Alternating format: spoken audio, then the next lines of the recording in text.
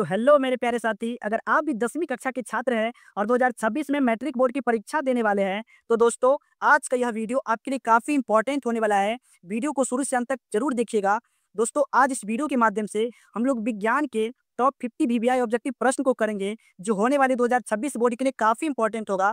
तो दोस्तों मैं उम्मीद करता हूँ कि इस वीडियो के माध्यम से हम जो 50 वीवीआई ऑब्जेक्टिव प्रश्न को करने वाले हैं, उन्हें आप शुरू से देखिएगा और बनाने का प्रयास कीजिएगा। और दोस्तों अगर वीडियो आपको अच्छा लगे तो एक लाइक जरूर कीजिएगा, और अगर आप चैनल पे नए हैं तो चैनल को सब्सक्राइब करके बेल आइकन को ऑल पे प्रेस कर लीजिए, क्योंकि दोस्तों इस चैनल के माध्यम से आपको हर रोज क्लास 10th के इंपॉर्टेंट क्वेश्चन मिलता रहेगा, जो आपके होने वाले बोर्ड के लिए काफी इंपॉर्टेंट होगा। तो चलिए दोस्तों बिना देरी किए हुए हम लोग चलते हैं। तो चलिए दोस्तों आज का पहला क्वेश्चन है कि निम्न में से कौन सा पदार्थ लेंस के लिए प्रयुक्त नहीं किया जा सकता है। ध्यान दीजिए दोस्तों, निम्न में से कौन सा पदार्थ है जो लेंस के लिए प्रयुक्त हम लोग नहीं करते हैं। तो दोस्तों इसका सही जवाब ऑप्शन सी हो जाएगा, पित्तल। दोस्तों हम लोग लेंस बनाने के लिए कोई पित्तल का प्रयोग नहीं करते हैं। चलिए अगला क्वेश्चन है, क्वेश्चन नंबर 2 कि निम्नलिखित में कौन संख्या प्रकाश के अपवर्तन के नियम के लिए सही है। बताइए दोस्तों कि निम्नलिखित में कौन सा संख्या प्रकाश की अपवर्तन के नियम के लिए सही है। इसका सही जवाब ऑप्शन ए हो जाएगा 2। आप लोग जानते हैं दोस्तों कि प्रकाश के अपवर्तन के कितने नियम होते हैं, तो 2 नियम होते हैं। चलिए अगला क्वेश्चन है, क्वेश्चन नंबर 3 कि किसी वस्तु का प्रतिबिंब आंख के जिस भाग पर बनता है वह क्या है। बताइए कि किसी वस्तु का प्रतिबिंब आंख के जिस भाग पर बनता है उसे हम रेटिना कहते हैं। दोस्तों इसका सही जवाब ऑप्शन बी हो जाएगा। चलिए अगला क्वेश्चन है, क्वेश्चन नंबर 4 कि एक गोलीय दर्पण की फोकस दूरी प्लस 20 सेंटीमीटर है, तो यह गोलीय दर्पण कैसा है। दोस्तों यहाँ पे फोकस दूरी प्लस 20 सेंटीमीटर है, मतलब धनात्मक मान है। और दोस्तों उत्तल दर्पण का फोकस दूरी धनात्मक होता है, तो इसका सही जवाब ऑप्शन ए हो जाएगा। और दोस्तों एक बात और याद रख लीजिए, यहाँ पे जो अवतल दर्पण है इसका फोकस दूरी ऋणात्मक होता है, तो इसको आप लोग अच्छे से याद कर लीजिए कि उत्तल दर्पण का फोकस दूरी धनात्मक होता है जो कि प्लस में होता है, और अवतल दर्पण का फोकस दूरी ऋणात्मक होता है जो कि माइनस में होता है। चलिए दोस्तों अगला क्वेश्चन है, क्वेश्चन नंबर 5 कि अवतल दर्पण की फोकस दूरी होती है। अभी जस्ट बताया दोस्तों कि अवतल दर्पण की फोकस दूरी क्या होगी, तो आप लोग कमेंट में बताइए अवतल दर्पण की फोकस दूरी क्या होती है, तो ऋणात्मक होती है। इसका सही जवाब ऑप्शन ए है। चलिए अगला क्वेश्चन है, क्वेश्चन नंबर 6 कि विद्युत बल्ब में कौन सी गैस भरी रहती है। बताइए दोस्तों विद्युत बल्ब में कौन सी गैस भरी रहती है, तो इसका सही जवाब ऑप्शन सी है, निष्क्रिय गैस। दोस्तों इस वीडियो के माध्यम से हम जो भी ऑब्जेक्टिव प्रश्न को बता रहे हैं वो 2026 बोर्ड के लिए काफी इंपॉर्टेंट है, तो आप लोग वीडियो को अंत तक जरूर देखिएगा। चलिए अगला क्वेश्चन है, क्वेश्चन नंबर 7 कि पित्तल है। बताइए दोस्तों पित्तल क्या है, धातु है या अधातु है या मिश्र धातु है या उपधातु है। तो दोस्तों पित्तल जो है एक मिश्र धातु है, इसका सही जवाब ऑप्शन सी है। चलिए अगला क्वेश्चन है, क्वेश्चन नंबर 8 कि निम्नांकित में कौन प्राकृतिक सूचक है। बताइए निम्नांकित में कौन प्राकृतिक सूचक है, तो इसका सही जवाब ऑप्शन ए हो जाएगा, हल्दी। दोस्तों यहाँ पे जो हल्दी जो है वह प्राकृतिक सूचक हो जाएगा। चलिए अगला क्वेश्चन है, क्वेश्चन नंबर 9 कि OH अभिक्रियाशील मूलक वाले यौगिक का नाम क्या है। बताइए दोस्तों हम लोग OH को क्या बोलते हैं, तो OH को हम लोग अल्कोहल बोलते हैं। इसका सही जवाब ऑप्शन बी हो जाएगा। चलिए दोस्तों अगला क्वेश्चन है, क्वेश्चन नंबर 10 कि पौधों में भोजन किस रूप में जमा होता है। बताइए कि पौधों में भोजन किस रूप में जमा होता है, तो स्टार्च हो जाएगा। इसका सही जवाब ऑप्शन सी हो जाएगा। दोस्तों पौधों में भोजन जो है वो स्टार्च के रूप में जमा होता है। चलिए अगला क्वेश्चन है, क्वेश्चन नंबर 11 कि किस जीव में हीमोग्लोबिन नहीं होता है। काफी इंपॉर्टेंट क्वेश्चन है दोस्तों कि किस जीव में हीमोग्लोबिन नहीं होता है। तो दोस्तों किस जीव में, तो मक्खी में हीमोग्लोबिन नहीं होता है। इसका सही जवाब ऑप्शन बी है। दोस्तों मक्खी ऐसा जीव है जिसमें हीमोग्लोबिन नहीं होता है, तो एग्जाम की दृष्टि से काफी इंपॉर्टेंट क्वेश्चन है, तो आप लोग याद रख के चलिएगा। चलिए अगला क्वेश्चन है, क्वेश्चन नंबर 12 कि हीमोग्लोबिन के कमी से कौन सा रोग होता है। बताइए दोस्तों हीमोग्लोबिन के कमी से कौन सा रोग होता है। इसका सही जवाब ऑप्शन ए हो जाएगा, मधुमेह। दोस्तों हीमोग्लोबिन के कमी के कारण मधुमेह रोग होता है। इसका सही जवाब ऑप्शन ए है। चलिए अगला क्वेश्चन है, क्वेश्चन नंबर 13 कि मनुष्य के आहार नाल में अवशेषीय अंग है। बताइए दोस्तों कि मनुष्य के आहार नाल में अवशेषीय अंग क्या है, तो इसका सही जवाब अपेंडिक्स हो जाएगा। ऑप्शन नंबर बी इसका सही जवाब है। चलिए दोस्तों अगला क्वेश्चन है, क्वेश्चन नंबर 14 कि ऑक्सीजन का वाहक कौन है। बताइए ऑक्सीजन का वाहक कौन होगा, WBC या लसिका या RBC। तो दोस्तों इसका सही जवाब ऑप्शन सी हो जाएगा। ऑक्सीजन का वाहक जो है वह RBC है, और RBC का पूरा नाम दोस्तों रेड ब्लड सेल होता है। चलिए अगला क्वेश्चन है, क्वेश्चन नंबर 15 कि मानव शरीर में सबसे लंबी कोशिका कौन है। बताइए मानव शरीर में सबसे लंबी कोशिका, काफी इंपॉर्टेंट क्वेश्चन है दोस्तों कि मानव शरीर में सबसे लंबी कोशिका तो तंत्रिका कोशिका। इसका सही जवाब ऑप्शन सी हो जाएगा। तंत्रिका कोशिका जो है दोस्तों मानव शरीर की सबसे लंबी कोशिका है। चलिए अगला सवाल पे चलते हैं। क्वेश्चन नंबर 16 कि टिंडल प्रभाव प्रदर्शित करता है। टिंडल प्रभाव प्रदर्शित करता है क्या चीज बताइए? प्रकाश का परावर्तन कि प्रकाश का विक्षेपण या प्रकाश का अपवर्तन या प्रकाश का प्रकीर्णन? तो दोस्तों टिंडल प्रभाव जो प्रदर्शित करता है वह प्रकाश का प्रकीर्णन। इसका सही जवाब ऑप्शन डी है। चलिए अगला क्वेश्चन है क्वेश्चन नंबर 17 कि कौन सा लेंस अभिसारी लेंस भी कहलाता है? बताइए दोस्तों किस लेंस को हम अभिसारी लेंस कहते हैं? तो हम लोग उत्तल लेंस को अभिसारी लेंस कहते हैं दोस्तों। इसीलिए इसका सही जवाब ऑप्शन बी हो जाएगा। एक क्वेश्चन और याद कर लीजिए दोस्तों, हम लोग अवतल लेंस को अपसारी लेंस कहते हैं। ध्यान रखिएगा कि हम लोग अवतल लेंस को अपसारी लेंस कहते हैं और उत्तल लेंस को अभिसारी लेंस कहते हैं। चलिए इसका सही जवाब ऑप्शन बी है। अगला सवाल देख लेते हैं क्वेश्चन नंबर 18 कि उत्तल दर्पण में प्रतिबिंब बनता है। बताइए दोस्तों उत्तल दर्पण में कैसा प्रतिबिंब बनता है? वास्तविक बनता है या आभासी या वास्तविक तथा आभासी? अगर आप लोग को पता है तो कमेंट में लिखकर जरूर बताइए कि उत्तल दर्पण में प्रतिबिंब कैसा बनता है। तो याद रखिएगा दोस्तों उत्तल दर्पण में आभासी प्रतिबिंब बनता है। इसका सही जवाब ऑप्शन बी हो जाएगा। चलिए अगला क्वेश्चन है क्वेश्चन नंबर 19 कि प्रकाशिक माध्यम कितने प्रकार के होते हैं? बताइए दोस्तों प्रकाशिक माध्यम कितने प्रकार के होते हैं?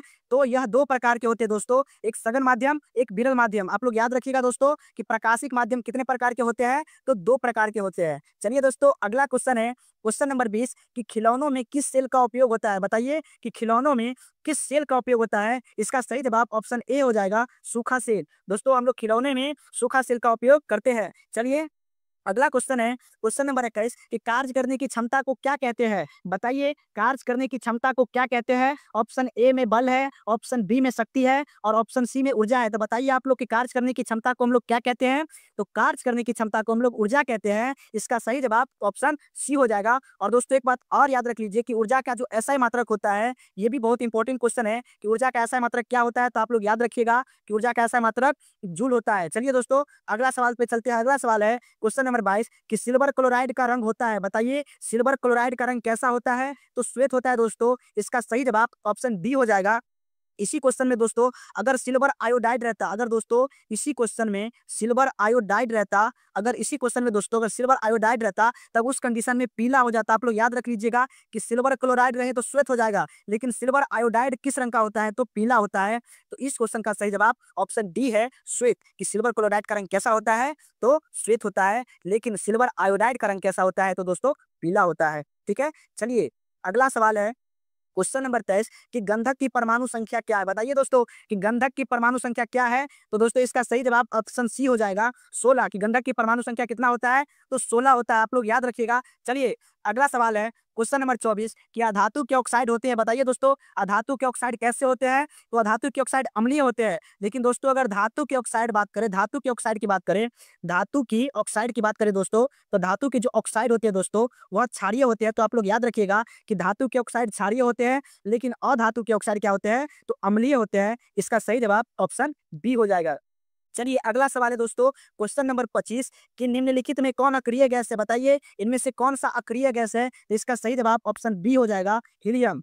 दोस्तों अभी तक इस वीडियो के माध्यम से हम लोग अभी 25 क्वेश्चन कर चुके हैं। तो आप लोग हमें कमेंट में जरूर बताइए कि इन 25 ऑब्जेक्टिव प्रश्न में से आप लोग कितना सही कर पाए। जरूर बताइए दोस्तों कमेंट में लिखकर कि आप लोग 25 प्रश्न में से आप लोग कितना प्रश्न सही कर पाए। आप लोग हमें इसी वीडियो के कमेंट में जरूर लिखकर बताइए। चलिए अगला सवाल देख लेते हैं। अगला सवाल है क्वेश्चन नंबर 26 कि पौधों में श्वसन होता है। बताइए कि पौधों में श्वसन होता है तो जड़ में, कि पत्तियों में, कि तना में? तो दोस्तों इनमें से सभी में। इसका सही जवाब ऑप्शन डी हो जाएगा। चलिए अगला सवाल है क्वेश्चन नंबर 27 कि निम्न में स्वपोषी कौन है? बताइए दोस्तों इनमें स्वपोषी कौन है? तो इसका सही जवाब ऑप्शन ए हो जाएगा, हरे पौधे। दोस्तों हरे पौधे जो होते हैं वह स्वपोषी होते हैं। चलिए अगला सवाल है क्वेश्चन नंबर 28 कि द्विखंडन होता है। बताइए दोस्तों काफी इंपॉर्टेंट क्वेश्चन है, द्विखंडन होता है, द्विखंडन किसमें होता है? इसका सही जवाब ऑप्शन बी हो जाएगा, अमीबा में। दोस्तों द्विखंडन जो होता है वह अमीबा में होता है। चलिए अगला सवाल है क्वेश्चन नंबर 29 कि मानव मस्तिष्क का औसत भार क्या है?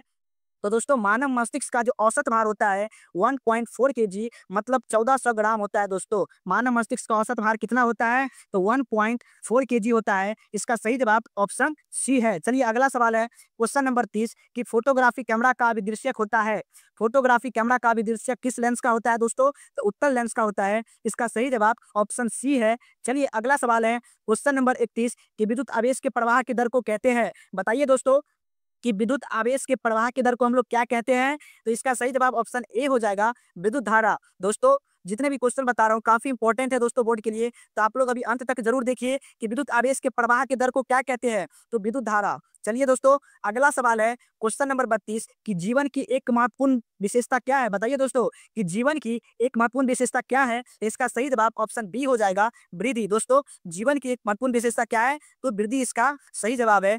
चलिए अगला सवाल है क्वेश्चन नंबर 33 कि स्वपोषी पोषण होता है। बताइए स्वपोषी पोषण किसमें होता है? पौधों में होता है, कवक में, कुछ प्रोटिस्टा और प्रोकैरियोट्स में। तो दोस्तों पौधों में भी होता है और कुछ प्रोटिस्टा और प्रोकैरियोट्स में होता है। तो इसका सही जवाब ऑप्शन डी है, ए और सी ऑप्शन दोनों है। दोस्तों स्वपोषी पोषण जो होता है पौधे के साथ साथ कुछ प्रोटिस्टा और प्रोकैरियोट्स में होता है। तो आप लोग इसका क्वेश्चन डी आंसर लगाइएगा। चलिए अगला अगला सवाल देख लेते हैं क्वेश्चन नंबर 34 कि लेंस में मुख्य फोकस की संख्या होती है। बताइए दोस्तों कि लेंस में मुख्य फोकस की संख्या कितनी होती है? एक होती है या दो होती है या तीन होती है या चार होती है? तो दोस्तों लेंस में जो मुख्य फोकस की संख्या होती है वह दो होती है। इसका सही जवाब ऑप्शन बी है। चलिए अगला सवाल है क्वेश्चन नंबर 35 कि पीएच का कौन सा मान क्षारक विलयन को निरूपित करता है? बताइए दोस्तों कि पीएच का कौन सा मान क्षारक विलयन को निरूपित करता है? तो दोस्तों अगर आप लोग को पता होगा कि क्षारीय विलयन का जो पीएच होता है, दोस्तों क्षारीय विलयन का जो पीएच होता है वह 7 से ज्यादा होता है। क्षारीय विलयन का पीएच जो होता है दोस्तों वह 7 से ज्यादा होता है। तो ऑप्शन में आप लोग बताइए कि 7 से ज्यादा कौन है? तो 13 है। दोस्तों यहाँ पे पूछ रहा है कि पीएच का कौन सा मान क्षारक विलयन, तो दोस्तों क्षारक विलयन का पीएच मान जो होता है वह 7 से ज्यादा होता है। तो इसका सही जवाब ऑप्शन सी हो जाएगा, 13, जो 7 से ज्यादा है। चलिए दोस्तों अगला सवाल देख लेते हैं क्वेश्चन नंबर 36 कि अम्लीय ऑक्साइड के विलयन का पीएच मान होगा। दोस्तों आप लोग को पता होगा कि अम्लीय विलयन का पीएच मान कितना होता है? बताइए दोस्तों कमेंट में कि अम्लीय विलयन का पीएच मान कितना होता है? अम्लीय विलयन का जो पीएच होता है दोस्तों वह 7 से कम होता है। 7 से कम होता है। दोस्तों अम्लीय विलयन का पीएच जो होता है वह 7 से कम होता है। तो ये बताइए इन ऑप्शन में 7 से कम कौन है? तो 4 हो जाएगा इसका सही जवाब कि अम्लीय ऑक्साइड के विलयन का पीएच मान यहाँ पे 4 हो जाएगा दोस्तों, जो कि 7 से कम है। चलिए अगला सवाल है क्वेश्चन नंबर 37 कि सबसे कठोर प्राकृतिक पदार्थ है। बताइए कि सबसे कठोर प्राकृतिक पदार्थ है। बहुत ही इंपॉर्टेंट क्वेश्चन है दोस्तों कि सबसे कठोर प्राकृतिक पदार्थ क्या है? इसका सही जवाब ऑप्शन सी है, हीरा। दोस्तों हीरा जो है वह सबसे कठोर प्राकृतिक पदार्थ है, आप लोग याद रख के चलिएगा। चलिए अगला सवाल है क्वेश्चन नंबर 38 कि श्वसन किस प्रकार की रासायनिक अभिक्रिया है? बताइए दोस्तों कि श्वसन जो है वह किस प्रकार की रासायनिक अभिक्रिया है? तो इसका सही जवाब ऊष्माक्षेपी हो जाएगा, ऑप्शन नंबर बी कि श्वसन जो है दोस्तों वह ऊष्माक्षेपी रासायनिक अभिक्रिया है। चलिए अगला सवाल है क्वेश्चन नंबर 39 कि पतियों में गैसों का आदान प्रदान कहाँ होता है? दोस्तों पतियों में गैसों का आदान प्रदान कहाँ से होता है? तो रंध्र के द्वारा होता है। दोस्तों इसका सही जवाब ऑप्शन नंबर बी है। चलिए अगला सवाल है क्वेश्चन नंबर 40 कि पुष्प का कौन सा भाग फल बनता है? दोस्तों पुष्प का कौन सा भाग फल बनता है? बताइए। तो इसका सही जवाब ऑप्शन बी हो जाएगा, अंडाशय। दोस्तों पुष्प का जो है वो अंडाशय भाग जो है वो फल बनता है। चलिए अगला सवाल है क्वेश्चन नंबर 41 कि हरे पौधे कहलाते हैं। बताइए दोस्तों हरे पौधे क्या कहलाते हैं? तो हरे पौधे उत्पादक कहलाते हैं। इसका सही जवाब ऑप्शन ए हो जाएगा। दोस्तों अगर अभी तक आप लोग इस वीडियो को लाइक नहीं किए हैं तो प्लीज एक लाइक कर दीजिए दोस्तों। चलिए हम लोग अगला सवाल पे चलते हैं क्वेश्चन नंबर 42 कि कीटों के पंख और चमगादड़ के पंख किस तरह के अंग है? बताइए दोस्तों कि कीटों के पंख और चमगादड़ के पंख किस तरह के अंग है? तो दोस्तों इसका सही जवाब ऑप्शन ए है, समजात अंग। दोस्तों कीटों के पंख और चमगादड़ के पंख जो है वह समजात अंग के उदाहरण है। तो आप लोग याद रख के चलिएगा। चलिए अगला क्वेश्चन है क्वेश्चन नंबर 43 कि भोजन का पचना किस प्रकार की अभिक्रिया है? बताइए दोस्तों कि भोजन का पचना जो है वह किस प्रकार की अभिक्रिया है? तो इसका सही जवाब ऑप्शन ए हो जाएगा, उपचयन। दोस्तों भोजन का पचना किस प्रकार की अभिक्रिया है? तो उपचयन अभिक्रिया है। चलिए अगला सवाल है क्वेश्चन नंबर 44 कि निम्नलिखित में कौन एक भूमिगत जल का उदाहरण है? बताइए दोस्तों कि निम्नलिखित में कौन एक भूमिगत जल का उदाहरण है? इसका राइट आंसर कुआं हो जाएगा। दोस्तों इसका सही जवाब जो है ऑप्शन नंबर बी है। चलिए अगला सवाल है क्वेश्चन नंबर 45 कि स्पेक्ट्रम प्राप्त करने के लिए किसका उपयोग होता है? बताइए दोस्तों कि स्पेक्ट्रम प्राप्त करने के लिए किसका उपयोग होता है? कांच की सिल्ली या अवतल दर्पण या उत्तल लेंस या प्रिज्म? तो दोस्तों स्पेक्ट्रम प्राप्त करने के लिए हम लोग प्रिज्म का उपयोग करते हैं। इसका सही जवाब ऑप्शन डी हो जाएगा।